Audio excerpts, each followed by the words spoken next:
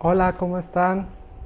Sean bienvenidos a nuestra nueva sesión de webinar de AES para un LT Air Interface. Bueno, nuevamente espero que tengan todos un buen día. Comenzamos en un minuto, en lo que estamos esperando a que se agreguen más personas. De mi parte les recuerdo, mi nombre es Antonio Rodríguez Arias y voy a ser su Technical Instructor para esta sesión. Entonces, el primer punto que vamos a tratar, permítanme, sí. El primer punto que vamos a tratar es cómo nos vamos a adentrar en este curso de AES.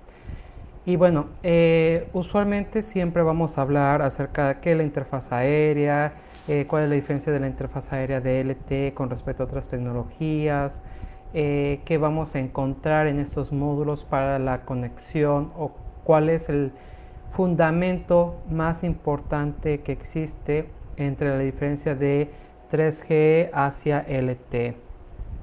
Entonces, durante la presentación voy a estar leyendo algunos de sus comentarios, de vez en cuando voy a estar regresando, no todo el tiempo puedo ahora sí que estar en dos páginas al mismo tiempo, pero lo voy a intentar. Entonces, vamos a comenzar el día de hoy y nos brincamos aquí. Entonces, para los que van llegando, muchas gracias a todos. Sean bienvenidos a una sesión más de LT Air Interface en AES. Entonces, ¿qué vamos a ver en esta parte? Vamos a comenzar a hablar acerca de la interfaz aérea. Mucha gente dice, bueno, es que para mí, ¿de qué me sirve la interfaz aérea si ya conozco los detalles de los canales, digo, de cómo se comunican las IPs, o yo soy más un RAN engineer, o yo soy más un core engineer? Bueno, la interfaz aérea es muy importante porque de aquí es donde nace o donde termina también la comunicación entre los elementos que van a interactuar, es decir, los usuarios finales. Entonces, mucha de esta información es como vamos a conocer cómo es que se conectan, cómo es que se mueven, porque obviamente tenemos que hablar de la movilidad, cómo es que se van a contar la cantidad de recursos, cómo es que se va a juntar cada uno de estos pequeños elementos que vamos a tener en nuestro espectro, dependiendo también de la asignación o la flexibilidad del espectro que hay en LTE. Entonces, aquí es donde comienza una de las principales preguntas generales del curso. ¿Por qué tomarlo? Pues, ¿en qué se hace diferente el curso de AES a otros cursos que yo puedo observar en el mercado? Bueno, en primer punto, lo que manejamos aquí en AES siempre es esta cuestión, suena chistoso, pero así es, el Spanglish. Es decir, la mayoría de esta información va a venir en español, sin embargo, vamos a tocar muchos palabras muchas palabras, muchas expresiones en inglés o anglosajonas para que el día de mañana que te toque trabajar en una empresa internacional, llámese Ericsson, Nokia, Huawei, Samsung, ZTE o incluso alguna de, ahora están de moda lo que son los Open RANs como Mavenir, Airstream, Parallel Wireless, no sé, entre otros. Comsco también va a lanzar su parte de Open RAN. Entonces, si llevamos muy claro cada uno de los nombres en inglés, va a ser mucho más fácil la adaptación de nuestros conocimientos que vamos a tomar durante este curso a las necesidades del cliente final o de la compañía que me está contratando. Por ello, es como les comento, es importante esta parte del Spanglish porque mientras que se te explica toda la información en español, vamos a estar tocando puntos, por ejemplo, lo que es el RSRP, o que se dice en español el RSRP, que no es más que el Reference Signal Reference Power, que hacemos referencia a lo que es la potencia de la señal de referencia, o lo que por ejemplo viene siendo el RSRQ, que se le dice RSRP. Pero bueno, todas estas cuestiones son las que nos tenemos que ir preparando en la cuestión del curso. Ahora, también vamos a tener, como en el punto número 2, los principios generales. ¿Qué pasa aquí? Una de las principales preguntas es, por ejemplo, ¿por qué yo con Wi-Fi, a pesar que Wi-Fi y LTE usan la misma modulación o el mismo, sí, el mismo modelo de modulación para downlink, ¿por qué existe mayor interferencia en el caso del Wi-Fi mayor interferencia en el caso de Wi-Fi y menor interferencia en el caso de LTE? Bueno, esas respuestas son las que vamos a encontrar aquí. Una de ellas, digamos, podemos comenzar, por ejemplo, por el tipo de potencia o por el tipo de asignación de los canales o porque incluso LTE cuenta con más de 350, en general cuenta con más de 4 formas de diferenciar una celda con respecto a lo que hace Wi-Fi. Entonces, eso es parte de las propiedades que vamos a comenzar a observar aquí. Y obviamente tenemos que hacer un feedback, todo un retroceso de la información de, ok, cómo fue que se llegó hasta el famoso OFDM y cómo es que se trabaja OFDMA, que no es lo mismo. Una cosa es cómo la señal se va a estar transmitiendo, que en este caso es OFDM, y otra cosa es cómo se va a estar administrando, que en el caso de downlink recordemos que es OFDMA, y en el caso de uplink es Single Carrier FDMA. Entonces, eso es lo que le generó la movilidad de LTE versus Wi-Fi y versus WiMAX. También lo que es a Dynamic Resource Allocation. Aquí vamos a ver un punto muy interesante. Cómo vamos a estar asignando los recursos de forma dinámica. No es lo mismo, no necesita los mismos recursos un usuario que está mandando un WhatsApp a uno que está viendo un video en YouTube o en Facebook o alguien que está haciendo streaming todo el tiempo. Entonces, en cada una de esas situaciones llega a haber muchas variaciones con respecto a la cantidad de recursos. Además, también depende si la celda si la celda tiene muchos usuarios o tiene pocos usuarios, cómo asignar realmente la cantidad de los recursos para ese usuario, ¿no? Y bueno, uno de esos contenidos también, que no es el único, es el Intra-LTE Mobility, que obviamente tenemos que contar también con lo que va a ser Intermobility y IRAT Mobility. En general es la movilidad en LTE. ¿Por qué es importante la movilidad? Una de las razones por las cuales LTE le ganó a WiMAX y a Wi-Fi en la carrera de ser el estándar para la cuarta generación fue tanto la flexibilidad del espectro como la movilidad, así como el ahorro en la batería. Mientras que WiMAX y Wi-Fi no soportan velocidades de más o menos 20, 30 o 40 kilómetros por hora. LTE tiene la capacidad en configuración especial, tengo que remarcar ello, de hasta más de 150 kilómetros por hora. Entonces, si hacemos esa comparación, pues la verdad es que es bastante injusto el que se trate de, pues sí, como proponer que se pueda utilizar Wi-Fi en todas partes. ¿Por qué? Porque lo que más requiere las personas es la movilidad. Es decir, tener tu teléfono encendido y estar llamando sin tener que detenerte en algún punto o quedarte casi sin ir a más allá de 10 kilómetros o 20 kilómetros por hora para poder hacer una llamada estable. Entonces, todos los procesos de handover es lo que vamos a ver aquí en este tema, donde cómo se van a estar comunicando, cuáles son los eventos, todos los eventos de la familia A y la familia B, cuáles son las claves de estos eventos también. Y obviamente esta es la parte adicional que ofrece AES, que es la parte de la experiencia.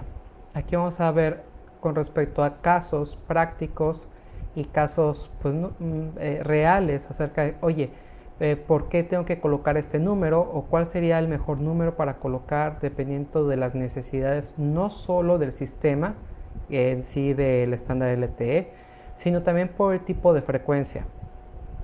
Lo más común ahorita en las redes generales móviles es que tenemos de 2 a 3 portadoras. Entonces, la movilidad entre esas portadoras para generar lo que va a ser la capacidad, retenibilidad y, bueno, la calidad también, pues comienza a ser muy complicada. Entonces, ya si nos sumergimos de una forma más puntual al tema 1, vamos a ver lo que es la evolución de las redes celulares, los estándares o los releases que nos ha llevado el estándar 3GPP, las técnicas de la interfaz de radio, los modos de transmisión. Aquí es importante porque vamos a estar hablando acerca de MIMO. ¿Qué es MIMO? ¿Hacia dónde va MIMO? ¿En qué nos beneficia MIMO? E incluso en algunos puntos cómo optimizar MIMO. El uso del espectro y principios de OFDM. Eso es suele no ser muy fácil de digerir, pero es parte de las condicionantes para, digamos, poder trabajar de una forma abierta y coordinada todos los temas que necesitamos con respecto a nuestro queridísimo LTE. Entonces no suele ser tan flexible el sistema, también no suele tener tantas propiedades, pero también tenemos que hablar de una cuestión importante y déjenme se los muestro en un momento. Y ok, creo que es este, así está. La parte 2 vamos a estar hablando de las interfaces, los principios básicos generales de LTE. En este caso vamos a estar hablando de, por ejemplo, el frame, la estructura del frame, la estructura de los canales, los protocolos del UE interface y la generación de la señal OFDM. Y creo que es este, sí, ahí está. Entonces, estos son los temas que vamos a tocar básicamente en la parte de principios generales de LTE Interface. ¿Qué es lo importante aquí? Tenemos que considerar que tanto para downlink y uplink va a trabajar muy distinto LTE. No quiere decir, ya claro, no quiere decir que va a ser un mundo totalmente distinto, desapartado y que nadie lo va a entender. No. Quiere decir que hay que prestar más atención a ciertas modalidades o ciertos cambios que se van a necesitar durante el desarrollo de LTE para conocer dónde tengo oportunidades de optimización, dónde tengo que prestar mayor atención para poder realizar alguna asignación o cambio de parámetros y que estos no afecten a mis vecinos o a otras celdas radiantes. Que esto es lo que veríamos, por ejemplo, en el caso particular de todo lo que sería LTE downlink, ¿no?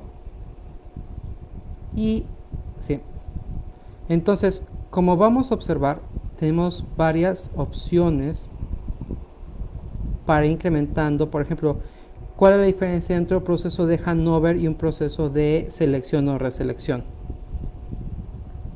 Hay gente que dice, no, es que el handover pasó esto, pero el teléfono estaba en idle mode. Oh, no. O es handover o el teléfono estaba en idle mode. Pero los dos eventos no pueden pasar de forma simultánea. Entonces, ese tipo de cuestiones son las que vamos a ir aclarando durante nuestro curso de Air Interface y también todo lo que se conoce como las best practices para cada uno de ellos. Y aquí está lo que vamos a ver en la cuestión de los otros procedimientos: el hybrid arc, el paging, cómo se genera el paging, hacia dónde va el paging, qué es lo que vamos a obtener de él.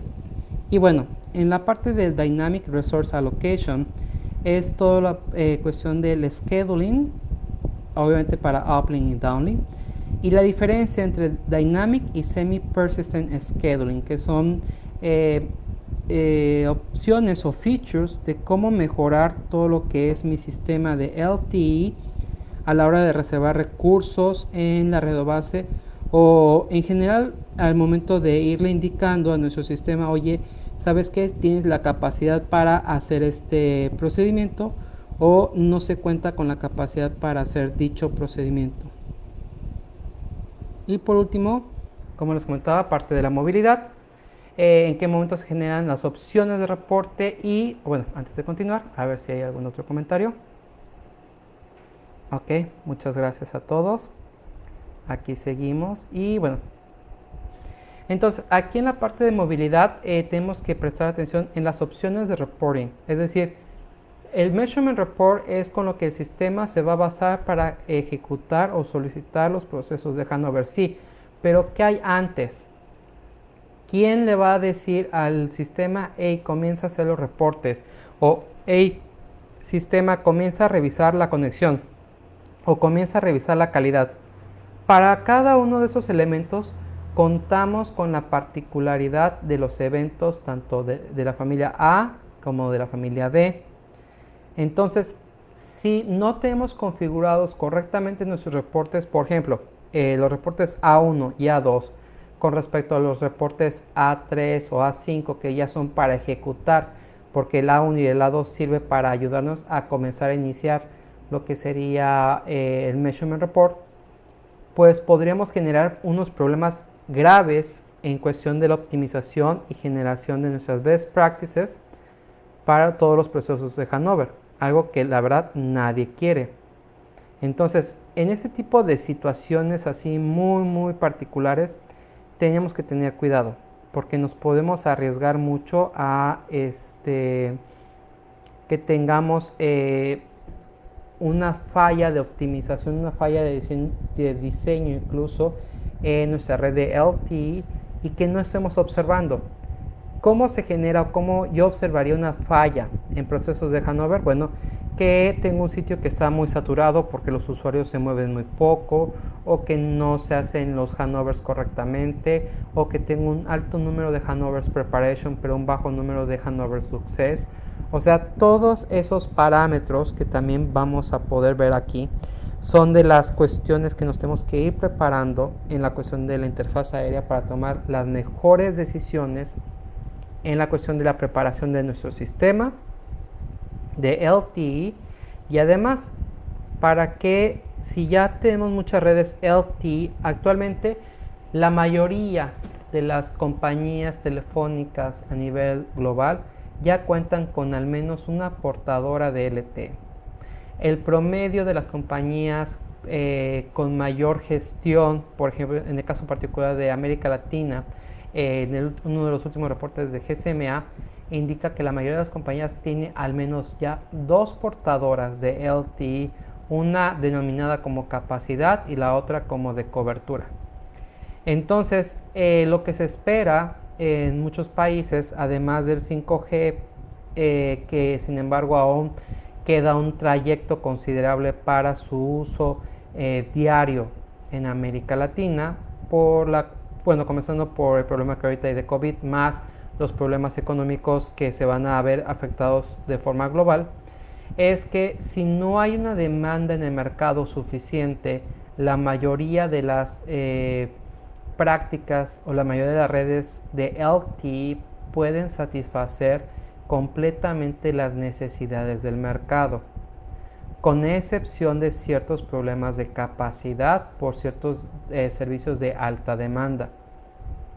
Entonces, ese tipo de cosas o ese tipo de conocimiento es el que les esperamos transmitir en nuestros cursos de AES para que ustedes digan, ok, este es el punto que yo tengo que revisar en mi red, o tengo que ponerle más atención, o tengo que incluso comenzar a preparar todo un proyecto de optimización de acceso o de gestión en mi red de LTE para ahorrarme hasta un, no sé, 1 o 2% de los recursos de PRVs que te ahorres. Es un recurso que va a aumentar tu throughput. Y ese ahorro es un ahorro que va a permitir que un usuario nuevo se pueda conectar. Y al final del día, ¿eso qué quiere decir? Un mejor revenue a la compañía y un mejor performance en todo el arreglo de la red. Entonces me paso acá para revisar si hay alguna pregunta, duda o sugerencia. Ok, perfecto. Y bueno, aquí es donde llegamos al final de esta sesión de webinar de Air Interface de parte de AES. Les agradezco mucho su atención. Por favor, cualquier pregunta, duda, sugerencia o comentario, háganoslo saber a través de nuestros canales de comunicación de AES, ya sea por Facebook o a nuestro correo electrónico, y créanos, estamos totalmente de acuerdo en apoyarlos a las necesidades tanto particulares o específicas que cuenten tanto como personal, como compañía o como un objetivo de proyecto. Entonces, muchas gracias a todos y manténganse a salvo. Hasta luego.